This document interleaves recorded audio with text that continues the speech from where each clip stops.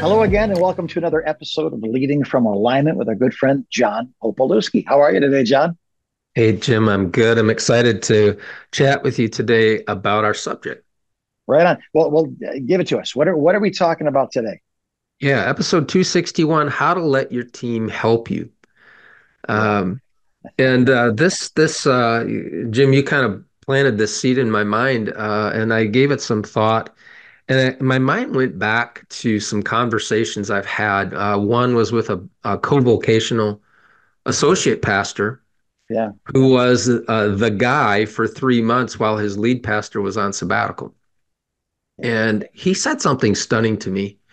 He said, now that our pastor is on sabbatical, it's like a switch turned on with our people. Yeah. And I asked him, I said, what do you mean by that? He says, they know they have to step up, that they Hmm. can't rely on our lead pastor to do all of the work because he's not here. And then he said this, and he said, John, it's been an amazing season for us. Yes. Yeah. And and we've helped I don't know, three, four, five, probably 4 or 5 dozen pastors with sabbatical prep. Yeah. And part of that journey is working with their staff to ensure all the duties are assigned and communication plans are in place. And in at least half of those situations, we hear a similar version of what that co-vocational pastor shared with me. Yeah. And and you hear that enough and you start to think about this, at least I do. Like how many lead pastors get in the way of people stepping up to serve just because they feel they need to do it all. Almost all of them. That's the answer to that question. Right. Almost all. Yeah. Oh, It's so easy, I think, as a lead pastor, and I did this. I was 29 when I started lead yeah. pastoring, and I didn't know any better, that I was really involved in the micro parts of the ministry more than I should have been, and Yeah. less involved in the macro parts of the ministry than I should have been. And I wonder what you think about just this entire subject, Jim. I mean, Yeah. give me your initial thoughts on this. It's hard to find partnership. Maybe a volunteer will show up to do something, but if someone someone who really shares the heart of that ministry is such a wonderful, rare thing. But I wonder if we don't keep people from exercising that heart when we pick up the trash on the way in and we start the coffee and we vacuum the floor where it wasn't vacuumed and we lead worship and it's funny when people are gone, other people step up. One of the things we do here every year is and every job description on our pastoral staff, it's replace yourself within the next 24 months. Be prepared to Mm, move somewhere else, do something else inside or outside the organization. And that's not because we want people to quit every 2 years. They don't, but we want them to prepare people for ministry. So you have to get out of yeah. their way and you have to let them preach that first sermon that has 12 pages and only lasted 8 minutes and is terrible. But you know, the, you see them and you're developing them. So I if if the worship of our church is a performing arts center, then we're not making disciples. Mm, And we have to let people serve if they're going to be as satisfied as we are when we get to serve. There's something about a hammer driving a nail that really makes a hammer happy. And if you put a hammer yes, on a shelf, it just rusts. So giving people the chance to be what God created them to be kind of is our job, right? That kind I of is the agree. role of the pastor, even though it's hard. Again, I'm a control freak, but I'm not. I'm just a freak that needs a lot of control. But I wrestle with this, and my younger staff helps me a lot to say, hey, why don't you Yeah, just let go of that and give us a chance? So it's yeah, that's important. good. And I feel like there's this magnetic pull towards the tactical for lead pastors. Mm-hmm. That it's just so much easier to do the tactical. It's so much easier Yeah. to than it is to be strategic. By the way, Barna, believe it or not, Barna did a study on this, right? Yeah. They do a study a lot of things. Yeah. But several years ago, they were trying to discover pastors' ability to do strategic thinking, Yeah. and they discovered that 86% of lead pastors struggle with it. Really? Um, yeah, struggle with strategic thinking. Huh. And I believe this, it's not really a matter of ability. I think it's more a matter of focus. Okay. Um, strategic ability is the sum of focused thinking in your Hmm. area of gifting. Yep. Yep. It's the sum of taking focused time to ponder Yeah. and Right. think in your area of gifting. That's where the strategic muscle, Yeah. I believe, gets developed. And so I'd like to, with that in mind, I'd like to talk about three what I think are really master keys to Right. getting out of our team's way and letting them Yeah. help shoulder the ministry load. Here's the first one. First master key is to be clear. Hmm. Be clear. And Yep. clarity can be achieved in a variety of ways. Um, but here's one of the most effective ways that I've discovered in my own personal pastoring Yeah. season, and that is regular FaceTime with my team. Yes. Yeah. Hmm. And you might wonder, how does spending FaceTime with my leaders help me get out of their way? Well, when I was a multi-site campus pastor, I spent 90 minutes of one-on-one FaceTime with each team lead every month. They got 90 minutes with me Yeah. one-on-one. Wow. And we would celebrate wins. We would talk through challenges. I had asked them every meeting, what are you dreaming about in your Yeah. area of responsibility? Are you Mm. still having fun with this role? How can I help Right. you? Who have you added to Mm. the team since our last meeting? What can I be praying for you about? And and here's what I found, that those meetings, my team did not have to guess Right. what was on my mind, Right. or That's what they brilliant. need to be focused on, or what the desired outcomes Yeah. were. And more importantly than all of that, they didn't have to wonder if I cared about them. Yes. That's good. Yeah. That's Yeah. good. So talk to me about this first one, Jim, this being clear and how that helps us get out of our team's way. Yeah. My wife, I pastor the church. My wife leads the church, if that makes sense. I won't go into what that means, but it means a lot to me. But that she says often, clarity is kindness. That the Mm, most unkind thing she can do as a leader is to leave vague expectations, vague, how do we win? How do we lose? What are our values? So she says things repeatedly and over, and very, very Craig Rochelle like, in the sense, I mean, her arms are much prettier than Craig's are, but that, he's got those big beefy, she's wonderful petite, but that that thought of, I'm going to say it over and over and over again until everybody on the team can say it as if they conceived the thought, because clarity is kindness. So let's be clear about whether we're succeeding or failing, and what that means, and what are the parameters, and where's the goal line? What's a touchdown look like? If I'm just kicking a yeah, ball running around, a field, that's it's hard to say I won a game when I don't know what the rules are, or what the goals are. So right. being clear about the goals, being clear about the plan to achieve those goals, being clear about the benefits and consequences of success or failure. She says the kindest thing I can do for our team as a leader is clarity. So she would echo your Yeah. first point here completely. Yeah.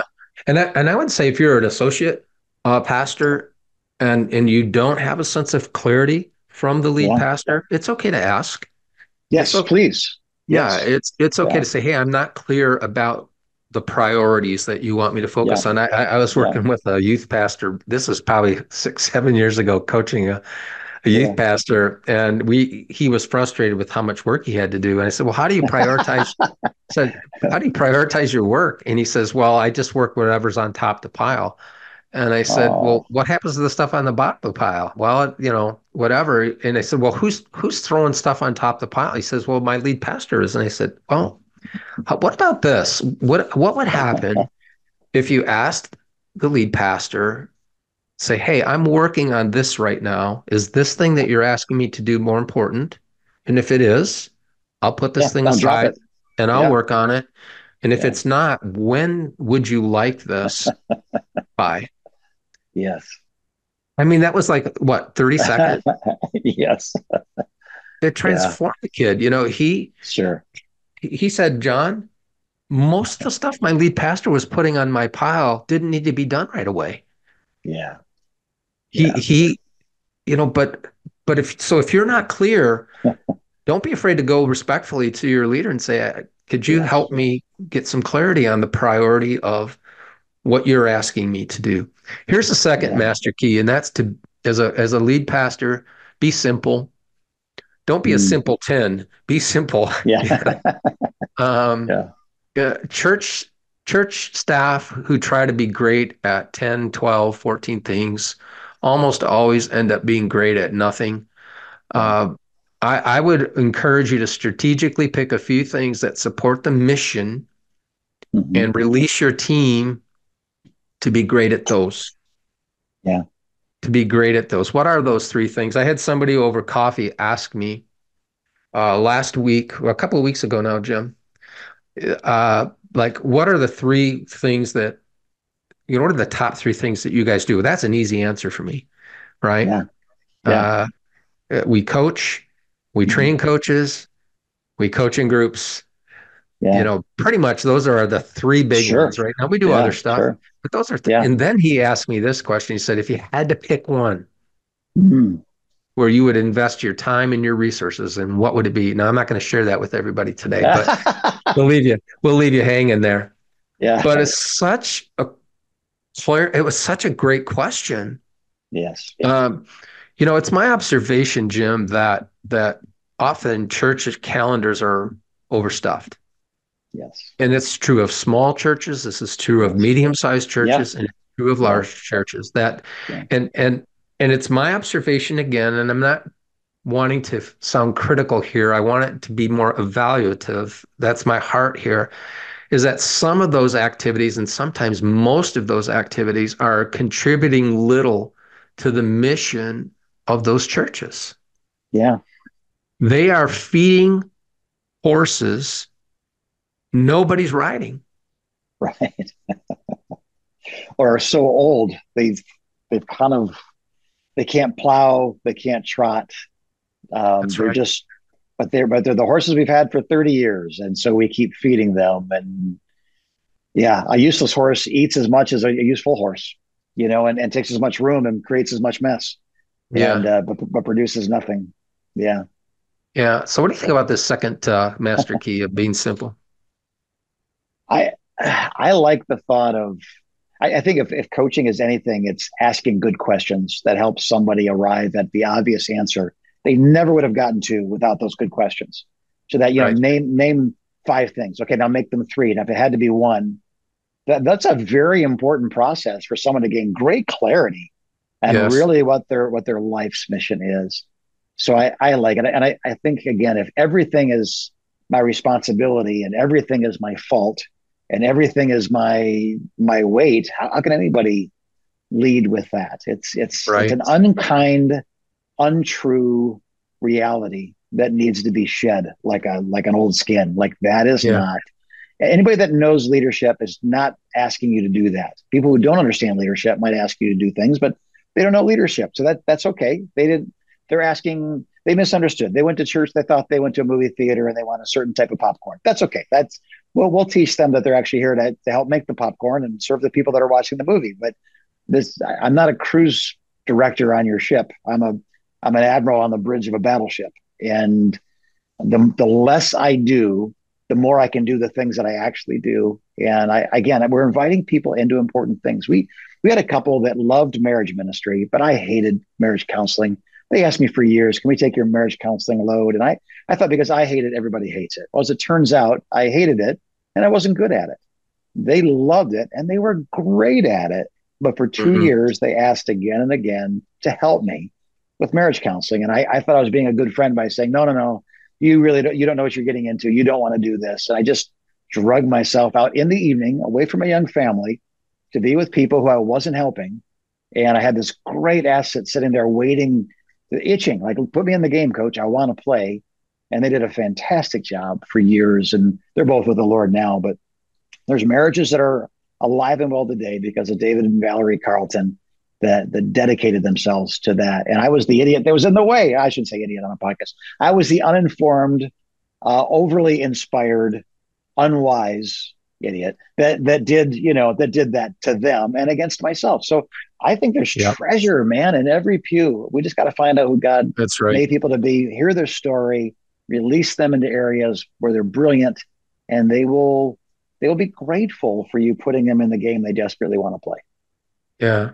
So, Pastor, if you want to let your team help you, be clear, be Yep. simple, be simple. And I think those two Be kind of go simple. together, right? Like Sure. clarity and Yeah. simplicity. Yeah. Here's Yeah. the third piece, and that's be a developer. Good. Yeah. Very good. Be a developer. Jim, you gave me a good thought on this point. You said give everyone an assignment that displays what God put inside of them, Yeah. and you know how a leader who asked to do everything doesn't do that. Like, like Yeah. take some time to figure out, you talked about treasure, what's the Yeah. greatness that God has put inside the Yeah. people on your staff or the volunteer leaders that you have that really are showing potential. Um, Yeah. how has God wired them together in utero? We have a wonderful process to do that, our R2R Yeah. process. Please, if you want some help with that, um, Yeah. we will put you in touch with Mr. Wiegand here because that's his area of I love it. expertise. I love it. Um, Yeah. So but much fun. but this thought of not just busy work, and there is always going to be some of that, right? I don't. Yeah. I'm in my I feel like I'm in the convergence of my experience, my gifts, Yeah. my passion, my Yes. pain, all of Yeah. that. And I still have to Great. spend time doing stuff I don't want to do, right? I mean, and that's always going to be Yeah. true. Yeah. But fortunately, that's not the majority of my time. The majority of my time, I'm doing what I love, and Yeah. I'm good at. Mm. So find that, help people to discover that, provide opportunities to learn in advance. Yeah. People like in the business world, we had this thing called a career path, Hmm. and they were very diligent about it. Like Yeah. they would sit down with me and say, John, in 5 years in this organization, where would you like to be? And we Wow. would map that out, and then we would Wow. reverse Yeah. we would reverse engineer it. Like, Yeah. okay, here's the certifications you're going to need to get. Here's the experiences Yeah. you're going to need to have. Um, it Brilliant. was amazing. Why don't we do that in church? Yeah. Spend time Yes. developing this path for somebody, this achievable path that they can work Yeah. toward. Uh, Yeah. develop, be a develop. If you want your team to help you, to take the time to develop your team. Yeah. Um, and I want to say one last thing on this, and I want to hear your thoughts. Be a quality leader. Hmm. Under being a developer, part of that is being a leader that your team looks up to, Hmm. Yeah. that your team respects, that your team wants Yes. to emulate. That's part of Yeah. development is Yeah. setting the pace. So, Jim, what about this third master key? Yeah. No, John, it's funny. I go back to the times when I was that kid that wanted to play.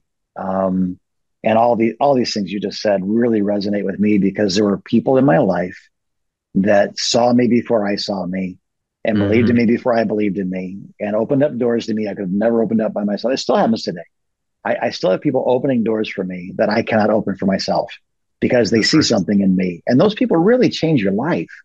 Um, Yes. your favorite teacher in school was probably not the most educated or the wealthiest or the youngest or the oldest or anyest. It just, for some reason, you connected with them because they saw you and Yeah. they were fun. Like they believed in you. That you might even go so far as to say, my teacher loved me. Right. And so as Yeah. leaders, maybe you got more degrees than a thermometer. That's great, but that isn't what will get you remembered, and that's not what will actually lead people That's to a right. meaningful life. It's that if you're important and you take me out to coffee to listen to me talk, you just made me important because you gave me your time, you gave me your That's right. attention, you gave me your input, and then we talked about opportunities for me to be me in a way that that is satisfying to me and glorifying to the Lord. Like I may not remember a sermon you preached, but I'll never forget that you're the person that changed my life because and honestly, that you pastored me. Like that's the word we should talk about.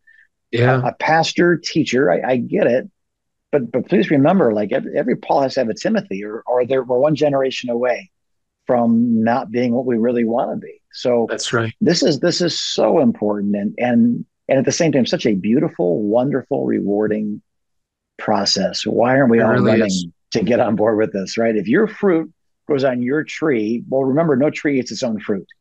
But if your fruit grows on other people's trees, you're going to have a lot of fruit. That's So right. cultivate the garden of other people's lives. There will Yeah. always be fruit that you can be proud of and be Yeah. satisfied with sitting back and looking at it. And I hate to say it, but maybe the last season of our life is that when we lack the energy and the creativity and the Yeah. maybe that last seventh is a Sabbath where we glorify God and we reflect on what's been and we dream about what will be and we go home.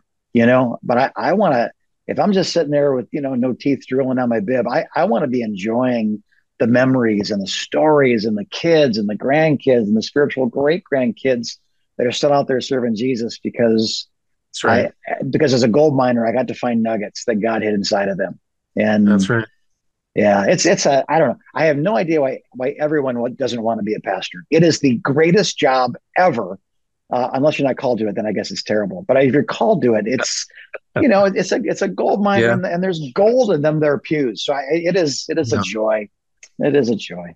And Jim, you said something that really resonated with me. You talked about, you may have more degrees than a thermometer, but that doesn't necessarily make you a developer of people. And I Yeah, remember in fifth grade, I went to Catholic school, and yeah. I had to report after recess every day to the principal because I was getting in so much trouble.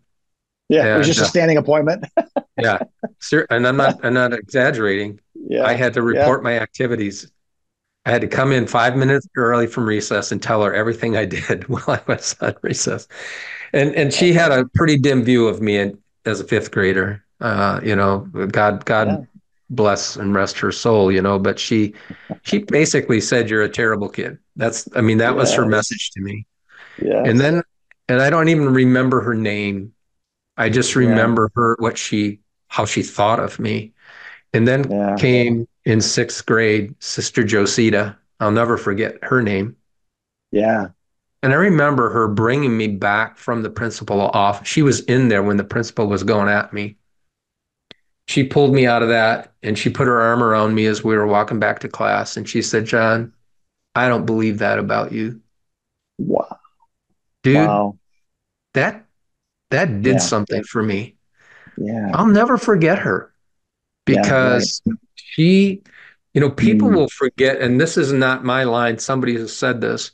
yeah, People won't probably remember what you know. They'll remember how you made them feel. sure. Yeah. And this is true. Now, yeah, work's Hmm. got to get done on the staff. There's things to do. Yeah, There's mountains to climb. All of that stuff. We're not negating that. But yeah, if that's all you care about as a lead pastor, and you don't care really about how you are experienced by your staff, you won't be memorable in their life for the right no, reason. no, no, not for the right reasons. No. Right. So let me give you three Yeah, final thoughts here, Jim, and then we'll wrap it please. up.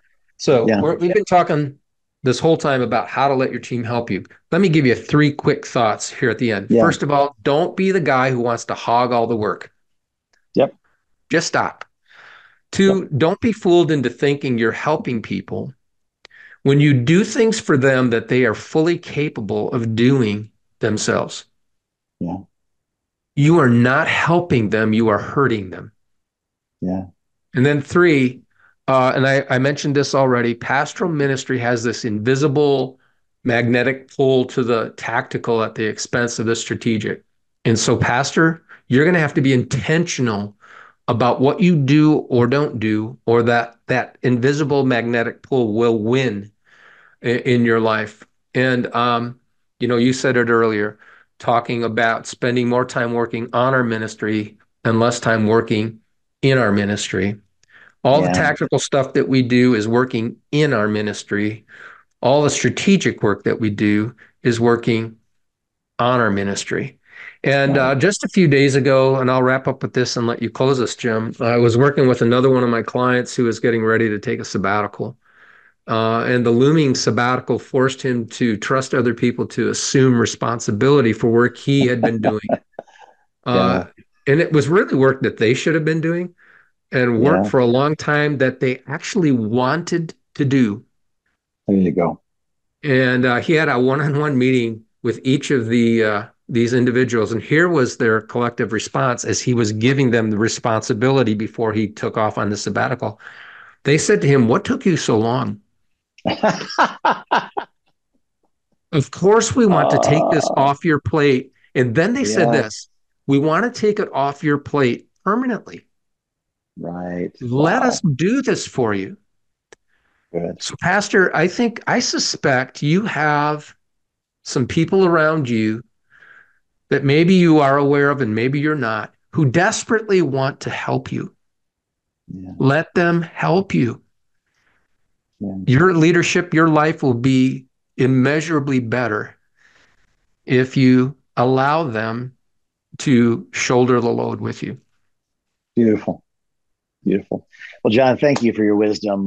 Again, serving I know as a youth pastor, and then as a senior pastor, and then as a campus pastor, your insights are not just for, guys our age looking at guys like this is when you're a youth pastor, kids in the youth group want to do the announcements or preach a sermon or lead a song That's right. or, this is all ages. We want to get in the fight. We want to get in the game. We want to get in whatever this thing is called life. And there are those who open doors for us and see us and allow us to do these things that change everything. So heroes are not necessarily those who do everything for us. They're people that teach us who we are and then believe in us while we do a lousy job at it until we do an excellent job at it. And those are the people that we remember and our life changes. Mm-hmm. So that's not hard. Pastors, leaders, that's not hard. Believing in God, a God who believes in people, that's not hard. That's God believes in people. He's put things inside of them. It's your honor to find those nuggets of gold and refine them and turn them into something that God wants them to be. So it is a great joy to pastor. It is a great joy to find people's giftings and their weaknesses even, and helping them there, their hurts and healing them there through the gospel. It's a beautiful thing. So we're praying for you because it's a beautiful thing, but it's not necessarily an easy thing. It can be very complicated and overwhelming. And so we're here, Converge, John and I and the whole team, to help you in any way that we can. ConvergeCoach.com. There's a little link there. Click it. I'd like to talk for 30 minutes about anything that's on your heart and mind. We will listen and see if we can do something to be useful in your life. And that's our goal. Our goal is to see fruit grow on your trees. And That's right. so God bless you for listening. God bless you for being a part of this dream that was in our hearts and originated in John's to help pastors and leaders. And here we are today. You've listened to podcast number, was it 261? Is that what we decided? 261, yeah. 261 podcasts into it. We're still here. You're still here. And we're grateful that you've trusted us for the last 30 minutes of your life. So if we can help in any way in the next 30 minutes, let us know. God bless you as you continue to lead from alignment.